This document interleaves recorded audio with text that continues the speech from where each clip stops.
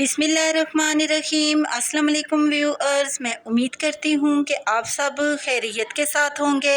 आज मैं आपको खीरे के जूस की बहुत ही लाजवाब सी रेसिपी बनाना सिखाऊंगी। खीरे का ये जूस जिस्म की गर्मी को ख़त्म करता है और पानी की कमी को दूर करता है। गर्मी के इस मौसम में खीरे का जूस एक गिफ्ट से कम नहीं है। आप भी इसको ज़रूर ट्राई करना और साथ ही मेरे चैनल को सब्सक्राइब करना, मेरी वीडियोज़ को लाइक और शेयर करना मत भूलिएगा। इसी के साथ ही हम आज की रेसिपी स्टार्ट करते हैं। खीरे का ये जूस बनाने के लिए हमें जिन जिन चीज़ों की ज़रूरत है, इसमें 2 अदद मैंने खीरे लिए हैं और साथ ही एक छोटी प्याली मैंने पुदीने की पत्तियां ली हैं। इनको मैंने पानी की मदद से अच्छी तरह से वॉश कर लिया है और साथ ही हमने 3 से 4 टेबल स्पून शुगर लेनी है। शुगर की मिकदार आप अपने टेस्ट के मुताबिक कम या ज़्यादा भी डाल सकते हैं और साथ ही हमने 1/4 टेबल स्पून काला नमक लेना है और 1 अदद हमने लेमन लेना है। इसी के साथ ही हम आज की रेसिपी बनाना स्टार्ट करते हैं। अब हम खीरों की कटिंग स्टार्ट करते हैं। खीरों को इस तरीके के साथ ऊपर से मसल लेना है और फिर इस तरह से इसके छिलके को छुरी की मदद से उतार लेना है।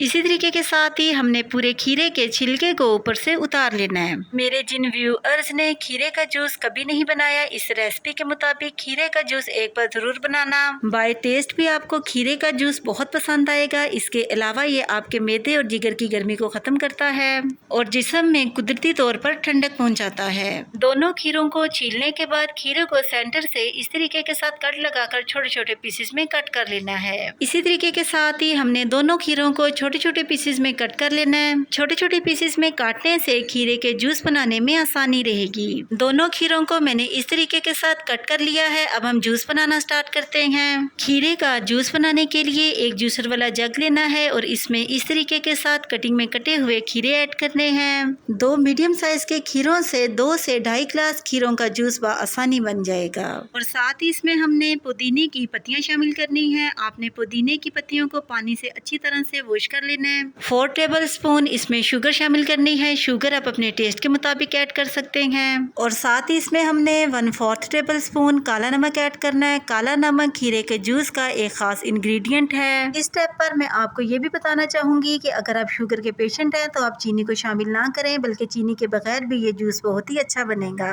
और साथ ही इसमें 1 अदद लेमन का जूस ऐड कर देना है। सबसे लास्ट पर इसमें हमने 2 से 2.5 गिलास पानी ऐड करना है। ढक्कन की मदद से इस तरीके के साथ इसको कवर कर लेना है और इसको ग्राइंड कर लेना है। 3 से 4 मिनट में ही ये ग्राइंड हो जाएगा और पुदीने की पत्तियां अच्छी तरह से मिक्स हो जाएंगी। 4 मिनट गुजर चुके हैं और खीरे का जूस माशाल्लाह से बिल्कुल रेडी हो चुका है। अब हम इसको छान लेते हैं। एक छन्नी लेनी है और इसके ऊपर इस तरीके के साथ हमने खीरे के जूस को छान लेना है। ये बहुत ही आसानी के साथ छाना जाएगा और लास्ट पर ये थोड़ा बहुत जो रह जाएगा, इस तरह से हमने इसको छान लेना है। इसी तरीके के साथ ही हमने बाकी के तमाम जूस को छान लेना है। खीरे का जूस मैंने इस तरह से छान लिया है। अब हम इसको ग्लासेस में निकालते हैं। माशाल्लाह से बहुत ही जबरदस्त से कलर और टेस्ट में खीरे का जूस बनकर रेडी हुआ है। अब हम इसको दूसरे ग्लास में निकालते हैं। खीरे के साथ साथ पुदीना भी हमारे मैदे के लिए बहुत ही मुफीद है। ये हमारे मैदे की गर्मी को खत्म करता है और इसको परफेक्ट रखता है। और लास्ट पर इसमें आइस क्यूब्स डालनी है। आइस क्यूब्स आप अपने टेस्ट के मुताबिक जितना ठंडा रखना चाहते हैं ऐड कर सकते हैं।